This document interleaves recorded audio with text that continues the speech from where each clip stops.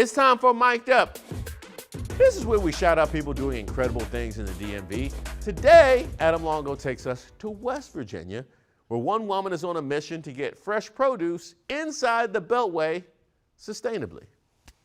On the show, we've been talking to you about food deserts for a while, how Northwest is the haves and a lot of places in the Southeast are the have-nots. Well, after seeing one of our stories, a woman here in Berkeley Springs, West Virginia, reached out to us because she said, hey, Adam, that's my jam, getting fresh produce to the people who need it most. So she invited us out here to Sammys Farm in West Virginia. So we're going to take you around here, show you what they do and why it's so important for the people in the district.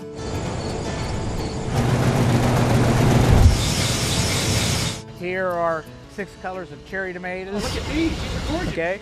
And so, are these ready to go? Yeah, these are, well, yeah, dark one, yeah. The darker like that, that's ready to go, yep. Cherry tomatoes? These are really nice because they're pink and they're sweet. Oh. So Sharon, tell me about Sammys Farm, what it is that you do and what makes it so great.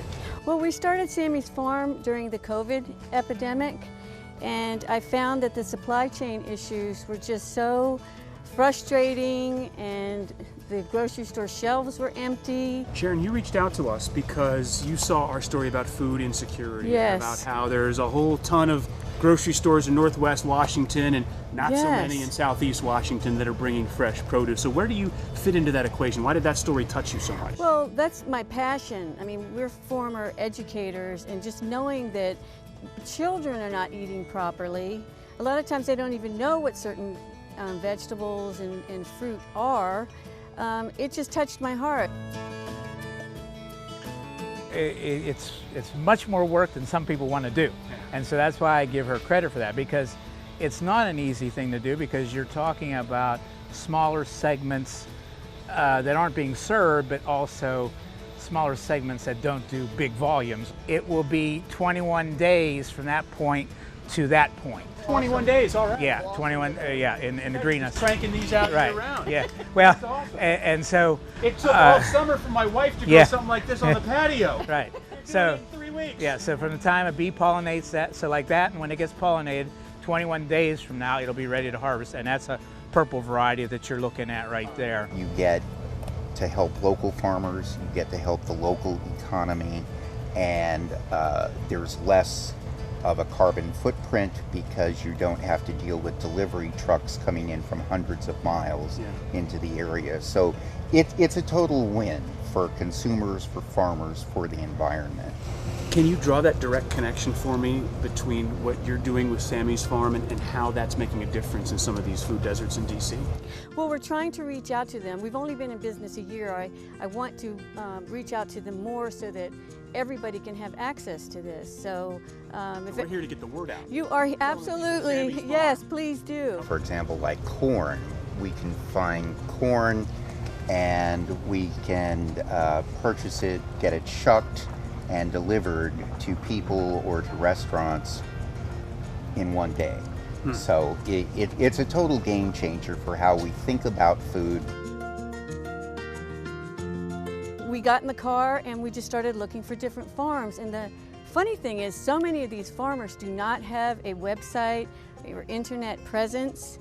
And so they had the way of farming and developing and getting all this produce, but they didn't have any way of getting it out. No, they do not. That's where we came in. I really want to partner with people that can help us to reach out to food deserts, because they're everywhere. And there's absolutely, in this day and age, living in this area, there's absolutely no excuse to either go hungry or eat badly. Like, I could pick something today and take it to a food desert this afternoon, and they would have the freshest of the fresh produce available. So that's what we're working on. That's one of our goals, is to partner with food banks, food pantries, food deserts, because it's here, and if we don't eat it, it's just going to go to waste. And that's what keeps me up at night.